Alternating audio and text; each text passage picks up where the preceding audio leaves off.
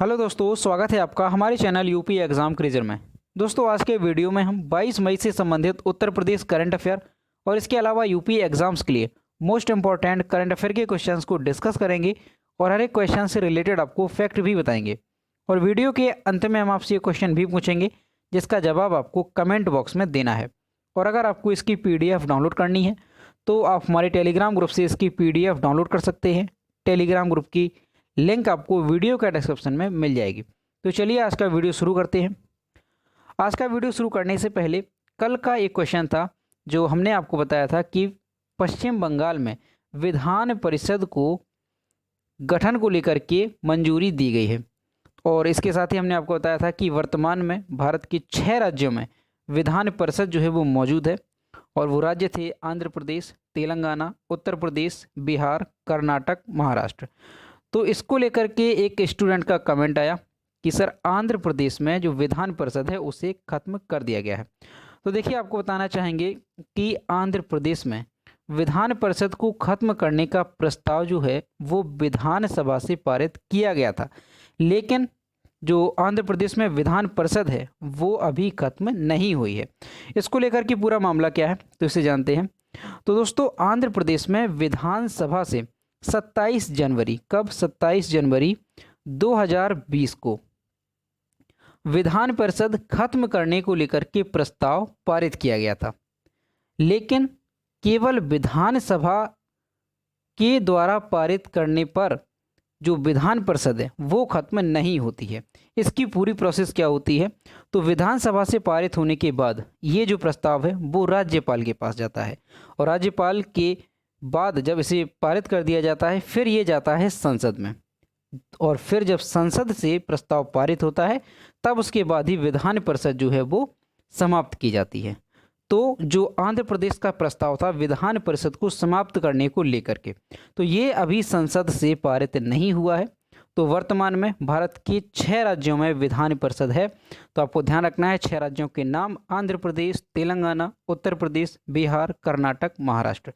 ठीक है, तो अब आपको इसको लेकर के कोई भी कंफ्यूजन नहीं रहेगी। तो चलिए आज का वीडियो शुरू करते हैं। पहला क्वेश्चन है, हाल ही में उत्तर प्रदेश में किस बीमारी को महामारी घोषित किया गया? ऑप्शन नंबर ए है ब्लैक फंगस, बी है वाइट फंगस, सी है मलेरिया, डी है बर्ड फ्लू।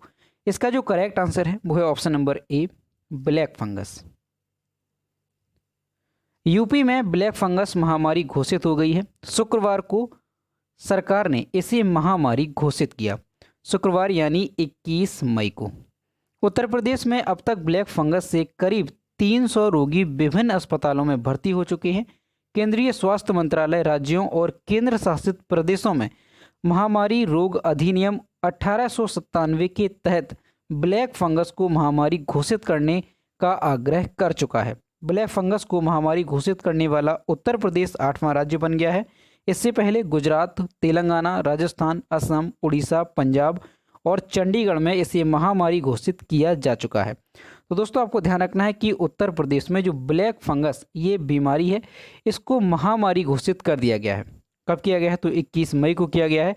और उत्तर प्रदेश में जो ब्लैक फंगस के केसेस हैं वो करीब 300 के आसपास हैं। और दोस्तों, जो ब्लैक फंगस ये महामारी है, जो भारत में 8 राज्य जो है इसे महामारी घोषित कर चुके हैं। तो ये आपको ध्यान रखने हैं, वो 8वां राज्य। और दोस्तों, अगर पूरे देश में ब्लैक फंगस के मरीज देखें तो 7,251 से अधिक मरीज जो हैं वो पूरे देश में ब्लैक फंगस के दर्ज किए गए हैं।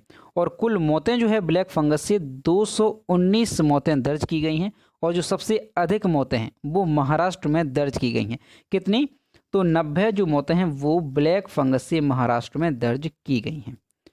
अगला क्वेश्चन है, हाल ही में इलाहाबाद हाई कोर्ट के नए मुख्य न्यायाधीश कौन बने? ऑप्शन नंबर ए है ऋतुराज अवस्थी, बी है प्रतींदर दिवाकर, सी है संजय यादव और डी है मुनीश्वर नाथ। इसका जो करेक्ट आंसर है वो है option number C, Sanjay Yadav. Allahabad high court के वर्तमान कार्यवाहक मुख्य न्यायाधीश न्यायमूर्ति संजय यादव अब इलाहाबाद हाई कोर्ट के मुख्य न्यायाधीश बन गए हैं। सुप्रीम कोर्ट कॉलेजियम ने गुरुवार को संजय यादव को इलाहाबाद हाई कोर्ट के मुख्य न्यायाधीश के रूप में नियुक्त करने की सिफारिश की। इससे पहले केंद्र सरकार ने संजय यादव को 14 अप्रैल 2021 से हाईकोर्ट का कार्यवाहक मुख्य न्यायाधीश नियुक्त किया था। तो दोस्तों आपको ध्यान रखना है कि इलाहाबाद हाईकोर्ट के जो मुख्य न्यायाधीश हैं अब वो किसे नियुक्त किया गया है, तो न्यायमूर्ति संजय यादव जो है वो इलाहाबाद हाईकोर्ट के मुख्य न्यायाधीश बन गए हैं। और जो संजय यादव हैं ये वर्तमान में इलाहाबाद हाईकोर्ट के कार्यवाहक मुख्य न्यायाधीश थे, जो कि 14 अप्रैल 2021 को नियुक्त किए गए थे। लेकिन अब ये जो है स्थायी रूप से इलाहाबाद हाईकोर्ट के मुख्य न्यायाधीश बन गए हैं। अब दोस्तों अगर इलाहाबाद हाईकोर्ट की बात करें तो इसकी स्थापना कब हुई थी, तो ध्यान रखना है 17 मार्च 1866 को। कब? 17 मार्च 1866 को इसकी जो स्थापना है वो आगरा में की गई, लेकिन 1869 में इसे इलाहाबाद स्थापित किया गया। तो आपको अच्छे से ध्यान रखना है, स्थापना 17 मार्च 1866 को आगरा में और इलाहाबाद में कब की गई, तो 1869 में इसकी स्थापना इलाहाबाद में की गई। और इलाहाबाद हाईकोर्ट के जो पहले मुख्य न्यायाधीश थे वो कौन थे, तो ध्यान रखना है वाल्टेयर मॉर्गन। कौन थे? वाल्टेयर मॉर्गन जो है ये पहले मुख्य न्यायाधीश थे और इनका कार्यकाल था 1866 से 1871 तक। ठीक है, ये पहले मुख्य न्यायाधीश थे वाल्टेयर मॉर्गन। और आज़ादी के बाद के अगर देखें तो पहले मुख्य न्यायाधीश कौन थे, तो ध्यान रखना है बिंदु भूषण मलिक। ये आज़ादी के बाद के इलाहाबाद हाईकोर्ट के पहले मुख्य न्यायाधीश थे और इनका कार्यकाल कितना था, तो 1947 से 1955 तक इनका कार्यकाल रहा था। ठीक है, और वर्तमान में कौन बन गए हैं, तो न्यायमूर्ति संजय यादव वर्तमान में इलाहाबाद हाईकोर्ट के मुख्य न्यायाधीश बन गए हैं। और यहाँ पर इमेज में देख सकते हैं ये हैं संजय यादव जो कि इलाहाबाद हाईकोर्ट के मुख्य न्यायाधीश के तौर पर नियुक्त किए गए हैं। अगला क्वेश्चन है, उत्तर प्रदेश के किस शहर में 100 करोड़ का ऑक्सीजन प्लांट स्थापित किया जाएगा? ऑप्शन नंबर ए है लखनऊ, बी है कानपुर, सी है आगरा और डी है झांसी। इसका जो करेक्ट आंसर है वो है option number B Kanpur. Kanpur के इस्पात उद्यमी हमीरपुर के भरुआ सुमेरपुर में 100 करोड़ रुपए की लागत से ऑक्सीजन प्लांट की स्थापना करने जा रहे हैं। शासन की नई गाइडलाइन के मुताबिक प्रस्ताव तैयार है और जल्द ही इसे मंजूरी मिलने की उम्मीद है। प्लांट की स्थापना से कानपुर समेत आसपास के दर्जन भर जिलों में ऑक्सीजन का संकट खत्म हो जाएगा। तो दोस्तों आपको ध्यान रखना है कि कानपुर में 100 करोड़ रुपए की लागत वाला ऑक्सीजन प्लांट स्थापित किया जाएगा। अगला क्वेश्चन है, हाल ही में दुनिया का सबसे बड़ा हिमखंड अंटार्कटिका में टूट गया है और वेडेल सागर पर तैर रहा है। इसका नाम क्या है? ऑप्शन नंबर ए है A44, बी है B48, सी है B9 और डी है A76। तो इसका जो करेक्ट आंसर है वो है ऑप्शन नंबर डी A76। बर्फ की खान कहे जाने वाले अंटार्कटिका से बर्फ का एक विशाल पहाड़ टूटकर अलग हो गया। इसे दुनिया का सबसे बड़ा हिमखंड बताया जा रहा है। यह हिमखंड 170 किलोमीटर लंबा है और करीब 25 किलोमीटर चौड़ा है। अंटार्कटिका के पश्चिमी हिस्से में स्थित रोन्ने आइस शेल्फ से यह महाकाय बर्फ का टुकड़ा टूटा है। यह हिमखंड टूटने के बाद अब वेडेल समुद्र में स्वतंत्र होकर तैर रहा है। इस महाकाय हिमखंड का पूरा आकार 4320 वर्ग किलोमीटर है। यह दुनिया का सबसे बड़ा हिमखंड बन गया है और इसका नाम क्या है, तो A76 इसे नाम दिया गया है। तो दोस्तों ये क्वेश्चन भी इंपॉर्टेंट है, आपको अच्छे से ध्यान रखना है कि दुनिया का सबसे बड़ा जो हिमखंड है वो अंटार्कटिका से टूटा है। और ये अगर इसका पूरा क्षेत्रफल देखा जाए तो ये कितना इसका क्षेत्रफल है, तो 4320 वर्ग किलोमीटर इसका क्षेत्रफल है। और ये टूटने के बाद कहाँ पर तैर रहा है, तो वेडेल समुद्र में ये स्वतंत्र होकर के तैर रहा है। और नाम आपको अच्छे से ध्यान रखना है, A76 इस हिमखंड का नाम है। और यहाँ पर आप इमेज में देख सकते हैं, ये इमेज सैटेलाइट इमेज है और ये जो हिमखंड है ये यहाँ पर हिमखंड यहाँ पर दिखाया गया है। इसका नाम क्या है, A76 और आकार 4320 वर्ग किलोमीटर इसका आकार जो है वो बताया गया है। अगला क्वेश्चन है, ब्लूमबर्ग बिलियनियर इंडेक्स के अनुसार निम्न में से कौन चीन के वाटरमैन जोंग सांसान को पछाड़कर एशिया के दूसरे सबसे धनी व्यक्ति बन गए हैं?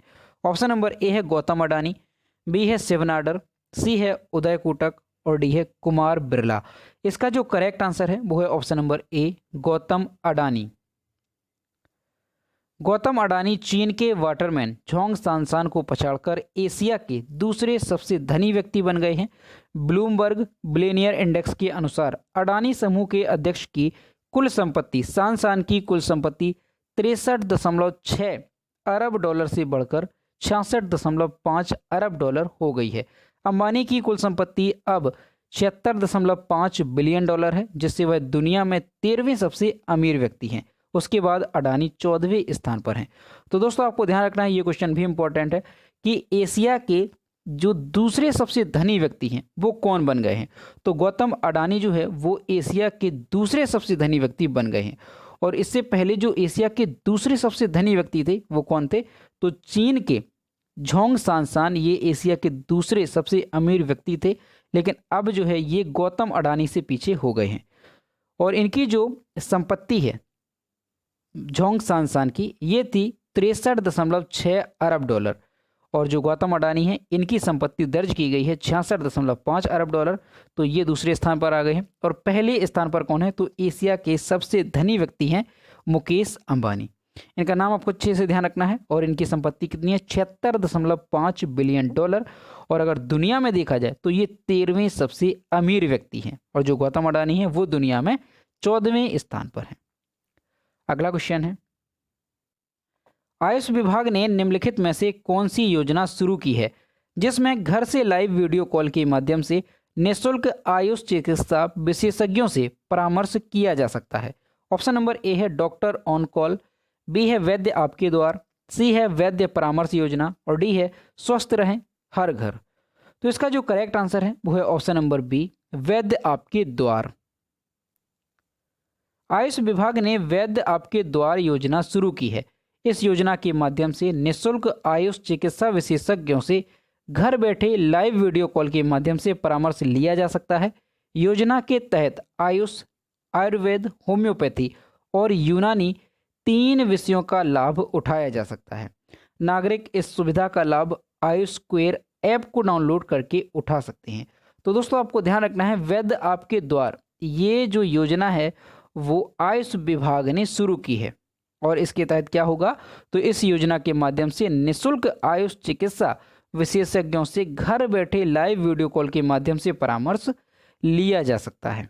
और योजना के तहत आयुष, आयुर्वेद, होम्योपैथी और यूनानी ये जो 3 विषय हैं इनका लाभ उठाया जा सकता है। अगला क्वेश्चन है, आतंकवाद विरोधी दिवस एंटी टेररिज्म डे निम्न में से किस दिन मनाया जाता है। ऑप्शन नंबर ए है 20 मार्च, बी है 15 फरवरी, सी है 21 मई और डी है 4 जून। इसका जो करेक्ट आंसर है वो है ऑप्शन नंबर सी, 21 मई। भारत हर साल 21 मई को राष्ट्रीय आतंकवाद विरोधी दिवस नेशनल एंटी टेररिज्म डे मनाता है। यह दिन पूर्व प्रधानमंत्री राजीव गांधी की पुण्यतिथि के रूप में मनाया जाता है। इसी दिन यानी 21 मई 1991 को भारत के पूर्व प्रधानमंत्री राजीव गांधी की तमिलनाडु के श्री पेरुबुदूर में आतंकवादियों ने हत्या कर दी थी। आतंकवाद विरोधी दिवस मनाने का उद्देश्य राष्ट्रीय हितों पर पड़ने वाले प्रतिकूल प्रभावों, आतंकवाद के कारण आम जनता को हो रही परेशानियां, आतंकी हिंसा से दूर रखना है। तो आपको ध्यान रखना है कि हर साल भारत में 21 मई को राष्ट्रीय आतंकवाद विरोधी दिवस यानी नेशनल एंटी टेररिज्म डे मनाया जाता है। और ये क्यों मनाया जाता है, तो इसी दिन यानी 21 मई 1991 को जो भारत के पूर्व प्रधानमंत्री थे राजीव गांधी, उनकी हत्या की गई थी। अगला क्वेश्चन है, केरल के मुख्यमंत्री के पद की शपथ लेने के साथ ही निम्न में से कौन लगातार दूसरी बार राज्य के मुख्यमंत्री बन गए हैं। ऑप्शन नंबर ए है ओमान चांडी, बी है पिनरई विजयन, सी है AK एंटनी और डी है इनमें से कोई नहीं। इसका जो करेक्ट आंसर है वो है option number B, Pinarayi Vijayan. Pinarayi Vijayan ने लगातार दूसरी बार केरल के मुख्यमंत्री पद की शपथ ली है। राज्यपाल आरिफ मोहम्मद खान ने सेंट्रल स्टेडियम में आयोजित सादे समारोह में 76 वर्षीय विजयन को पद और गोपनीयता की शपथ दिलाई। विजयन के अलावा राज्यपाल ने 20 मंत्रियों को भी शपथ दिलाई। तो दोस्तों आपको ध्यान रखना है कि केरल में जो मुख्यमंत्री के तौर पर है वो किसे नियुक्त किया गया है। तो पिनरई विजयन जो है ये केरल के मुख्यमंत्री के रूप में इन्होंने शपथ ली है और ये केरल के दूसरी बार मुख्यमंत्री बने हैं। और यहाँ पर आप इमेज में देख सकते हैं, ये हैं केरल के मुख्यमंत्री पिनरई विजयन। अगला क्वेश्चन है, हाल ही में किस देश ने महासागर की निगरानी करने वाली एक नई सैटेलाइट पृथ्वी की कक्षा में भेजी है? ऑप्शन नंबर ए है चीन, बी है भारत, सी है अमेरिका और डी है रूस। इसका जो करेक्ट आंसर है वो है ऑप्शन नंबर ए चीन। चीन ने हाल ही में नया सैटेलाइट लॉन्च किया है जो समुद्रों व महासागरों की मॉनिटरिंग करेगा। इससे भविष्य में आने वाली समुद्री आपदाओं के लिए पहले ही चेतावनी मिल जाएगी। पिछले ही सप्ताह चीन का रोवर मार्स पर पहुंचने वाला दुनिया का दूसरा देश बन गया। दरअसल चीन मौसम व समुद्र के पर्यावरण के लिए मॉनिटरिंग सिस्टम बनाने में जुटा है। तो दोस्तों आपको ध्यान रखना है कि अभी हाल ही में चीन ने एक नया सैटेलाइट लॉन्च किया है और इसका उद्देश्य क्या है? तो इस सैटेलाइट को लॉन्च करने से भविष्य में आने वाली समुद्री आपदाओं के लिए पहले ही चेतावनी मिल जाएगी। और दोस्तों कुछ दिन पहले चीन ने एक रोवर जो है वो मार्स पर पहुंचाया था और ऐसा करके चीन दुनिया का दूसरा देश बन गया था। और आपको उस रोवर का नाम अच्छे से ध्यान रखना है, क्या नाम था? जूरोंग उस रोवर का नाम था। और जो अंतरिक्ष यान जो उस रोवर को मंगल ग्रह तक ले गया था उसका नाम क्या था? तो तियानवेन-1 उस अंतरिक्ष यान का नाम था। तो अंतरिक्ष यान और रोवर दोनों के नाम आपको अच्छे से ध्यान रखने हैं। अगला क्वेश्चन है, 2022 का विंटर ओलंपिक किस देश में होने वाला है? ऑप्शन नंबर ए है अमेरिका, बी है ब्राजील, सी है जापान और डी है चीन। इसका जो करेक्ट आंसर है वो है ऑप्शन नंबर डी चीन। अमेरिकी प्रतिनिधि सभा की अध्यक्ष नैन्सी पेलोसी ने अमेरिकी राजनयिक एवं वैश्विक नेताओं से चीन में होने वाले 2022 के विंटर ओलंपिक का बहिष्कार करने की अपील की है। उन्होंने मानवाधिकारों के हनन के लिए चीन की आलोचना करते हुए यह भी कहा कि जो वैश्विक नेता इसमें शामिल होंगे वह अपना नैतिक अधिकार खो देंगे। तो इस वजह से ये काफ़ी ज़्यादा चर्चा में है। तो आपको ध्यान रखना है कि 2022 का जो विंटर ओलंपिक है वो कहाँ पर आयोजित किया जाएगा? ये चीन में आयोजित किया जाना है। और दोस्तों इसके साथ ही 2024 के जो समर ओलंपिक है उनका आयोजन पेरिस में किया जाएगा। तो ये भी आपको अच्छे से ध्यान रखना है। और अगर चीन की बात करें तो चीन की राजधानी है बीजिंग, चीन के राष्ट्रपति हैं शी जिनपिंग और चीन की जो मुद्रा है वो है युआन। तो ये भी आपको अच्छे से ध्यान रखना है। तो दोस्तों ये थे 22 मई से संबंधित उत्तर प्रदेश करंट अफेयर और इसके अलावा यूपी एग्जाम्स के लिए मोस्ट इंपॉर्टेंट करंट अफेयर के क्वेश्चन जो कि हमने डिस्कस किए। अब हम देखते हैं पिछले वीडियो का क्वेश्चन जो हमने आपसे पूछा था। तो ये है कल के वीडियो का क्वेश्चन जो हमने आपसे पूछा था। इंडियन मेडिकल एसोसिएशन IMA के पूर्व अध्यक्ष और पद्मश्री से सम्मानित किस डॉक्टर का कोरोना संक्रमण की वजह से निधन हो गया? तो इसका जो करेक्ट आंसर था वो ऑप्शन नंबर बी था के अग्रवाल। और लगभग सभी स्टूडेंट्स ने इसके सही जवाब दिए। और मैं आपसे हर रोज़ कहता हूं कि जो भी क्वेश्चन आपसे पूछा जाए तो सभी लोग उसका आंसर जरूर किया करो। तो ये है आज का क्वेश्चन, मई 2021 में ईरान द्वारा अनावरण किए गए सुपर कंप्यूटर का नाम क्या है? ऑप्शन नंबर ए है बैंटम, बी है सीमोर्ग, सी है चीता और डी है कोबाल्ट। तो इसका जो भी करेक्ट आंसर है वो आपको कमेंट बॉक्स में बताना है। तो दोस्तों अगर आपको आज का वीडियो पसंद आया हो तो वीडियो को लाइक करें, शेयर करें और अगर चैनल पर नए हैं तो चैनल को सब्सक्राइब करना ना भूलें। साथ ही बेल आइकन को भी प्रेस करें ताकि टाइम टू टाइम नोटिफिकेशन आप तक पहुंचता रहे। तो मिलते हैं नेक्स्ट वीडियो में। Thank you.